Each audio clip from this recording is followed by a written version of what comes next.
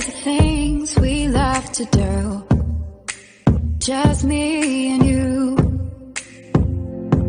Can't help but smile and laugh a bit, 'cause I know you're my perfect fit, even though we're pretty opposite. But you're the apple of my eye, the reason there are blue skies all the time.